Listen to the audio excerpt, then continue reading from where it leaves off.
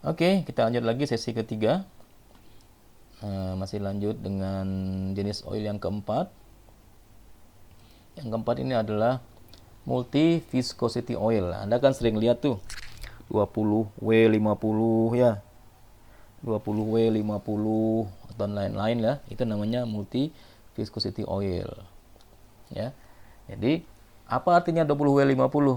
Nah, pada saat dingin ya, pada saat engine dingin atau musim dingin lah boleh kita katakan seperti itu, oil tadi akan memiliki karakteristik seperti SAE20. Jadi dia rendah, mudah mengalir ya.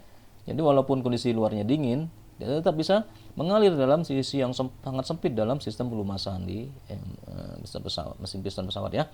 Kemudian kalau makin panas, dia malah menjadi SAE50. Maka kristalnya akan lebih kental, akan lebih besar. Jadi dia tidak mudah pecah oil filmnya. Itu namanya multi viscosity oil ya. Jadi dia memiliki dua jenis viskositas pada satu oil. Kemudian yang kelima adalah synthetic oil. Synthetic oil ini dia sebenarnya modern ya. Walaupun sebenarnya ditemukan sudah lama ya. Sejak Perang Dunia Kedua Jerman sudah menggunakan synthetic oil. Kenapa? Karena sumber dari oil alaminya, dari mineral oilnya sudah berkurang, hingga dia menemukan synthetic oil. Dia memiliki karakteristik yang sangat bagus ya untuk temperatur yang sangat tinggi, tahan terhadap oksidasi dan internal frictionnya rendah. Tetapi kelemahan utamanya adalah dia bisa menyebabkan terjadinya kotoran atau lumpur ya, membentuk lumpur, dan belum digunakan secara umum untuk piston engine. Lebih banyak digunakan di gas turbine engine untuk pesawat ya. Kemudian semi synthetic oil ya. Semi synthetic oil itu gabungan atau kombinasi antara mineral oil dan synthetic oil. Nah, karakteristiknya mirip-mirip dengan multi viscosity oil ya. Dia tidak menyerap lead salt ya, garam dari garam dari lead ya, dari timah hitam. Oke, nah itu materi kita. Nah, ada tambahan karena Anda mungkin nggak bawa buku Delcren ya, karena liburan. Nah, saya berikan di awal saja ya, bahwa ada beberapa fungsi dari lubricant atau oil ya. Yang pertama adalah, kalau kita baca buku Delcren, Anda dengarkan saja ya. Yang pertama adalah reduces friction atau mengurangi gesekan. Apa itu gesekan? Metal to metal contact. Nah, inilah fungsi utama dari pelumasan, yaitu mencegah metal to metal contact. Namanya lubricate atau to lubricate atau lubrication adalah mencegah metal to metal contact. Ya. Kelihatannya sih nggak bersentuhan, tetapi dengan oli yang bagus, dia akan terlindungi sentuhan antara metal dengan metal. Contohnya antara compression ring dengan dinding silinder ya. Itu tidak boleh langsung bergesekan, harus ada oil di antaranya, di antara dinding silinder dan compression ring itu, dan ring-ring yang lain harus ada oil. Kalau nggak ada oli, dia akan nempel mas. Nanti dia nempel, dia akan lengket, dia welding, dia panas sekali di situ kan. Kemudian fungsi yang kedua adalah seal and cushion. Jadi seal and cushion dia menyekat dan menjadi bantalan. Bukan bantal ya, bantalan. Contohnya di mana? Yang contohnya tadi antara piston ring dengan dinding silinder. Itu kan khususnya di combustion ring itu ada oil. Oil tadi berfungsi sebagai seal untuk menyekat agar fuel air mixture yang ada di combustion chamber itu tidak bocor ke bawah ya. Juga sama oil yang ada di valve guide itu juga berfungsi sebagai seal ya. Kemudian fungsi yang ketiga adalah memindahkan atau membawa panas dari engine. Ini sifatnya seperti darah kalau pada tubuh manusia ya. Jadi panas dari tubuh kita, dari engine itu akan dibawa oleh oil kemana? Ke oil cooler ya, oil cooler. Nanti di oil cooler kan terjadi heat exchange antara oil dengan udara luar yang mendinginkan oil cooler tadi, sehingga temperatur dari oil akan berkurang ya, siap untuk diresirkulasi lagi. Oke, dia akan berfungsi sebagai memindahkan atau melepaskan panas.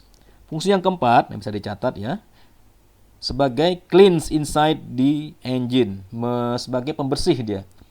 Jadi kotoran-kotoran dari dalam engine, entah itu karbon, entah itu mungkin ada lumpur dari oil, itu dibawa oleh oil. Kemana sih?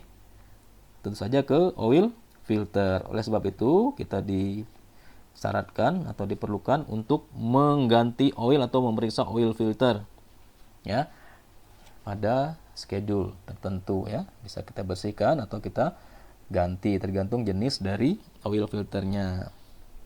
Kemudian fungsi yang kelima, melindungi terhadap korosi ya, protects against corrosion. Jadi mengapa bisa mencegah korosi? Karena oil kalau kita lapiskan di atas permukaan metal, dia akan mencegah reaksi kimia antara oksigen yang ada di udara dengan permukaan metal yang akan menyebabkan namanya oksidasi ya, yang bisa menyebabkan korosi. Sehingga pada beberapa jenis oil itu digunakan sebagai preservation oil ya. Oke.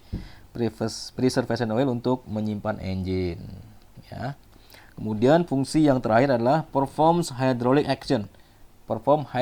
action. Kalau masih ingat hydraulic tappet atau valve filter, masih ingat kan? Nah, itu kan fungsinya sebagai hidrolik. Ya, sebagai hidrolik kan? Jadi dia memaintain zero clearance antara valve tip dengan rocker arm. Siapa yang menahan itu? Ya, hidrolik tappet atau valve filter. Dalamnya kan ada oil kan? Nah, contoh yang lain adalah sebagai hidrolik dia menggerakkan apa? Propeller, kalau propellernya tipe yang controllable atau constant speed. Siapa yang menggerakkan itu? Ya oil ya. Itulah fungsi dari oil sebagai hidrolik. Jadi ada 6. Coba kita ingat. Yang pertama adalah reduces friction, mengurangi gesekan. Yang kedua, seal and cushion, sebagai bantalan dan sebagai penyekat. Yang ketiga, menghilangkan atau memindahkan panas seperti darah pada tubuh manusia ya. Panasnya tadi dibawa ke oil cooler untuk dinginkan oleh udara. Kemudian clean inside the engine. Dia akan menjadi pembersih, membawa kotoran-kotoran dalam engine, kemudian disaring di filter sehingga oilnya bersih dan engine menjadi bersih juga. Kemudian protects against corrosion, melindungi terhadap korosi dengan cara mencegah reaksi antara oksigen dengan permukaan metal ya. Kemudian performs hydraulic action, berfungsi seperti hidrolik. Contohnya tadi di mana? Hidrolik tappet dan di propeller. Oke, demikian untuk oil ya. Sekali lagi kalau ada pertanyaan silakan chat ya. Nanti setelah ini saya akan berikan tugas. Tugas pertamanya adalah, karena di sini nggak ada bahan grease, tapi di handout Anda itu ada grease. Nah, silakan baca dulu. Nanti Anda wajib bertanya ya. Wajib bertanya tentang grease. Setiap taruna satu pertanyaan tentang grease dulu ya. Kemudian baru tentang oil. Kemudian setelah ini kita akan ada questionnaire ya. Questionnaire ini akan wajib dikumpulkan pada akhir pelajaran, paling lambat jam 15.30. Kalau yang tidak masuk dalam kelas Google ini, itu kalau tidak ada tugas yang dijawab atau masuk, nanti akan saya anggap tidak masuk kelas ya. Oke, demikian. Terima kasih. Selamat siang. Assalamualaikum warahmatullahi wabarakatuh. Stay healthy, stay safe.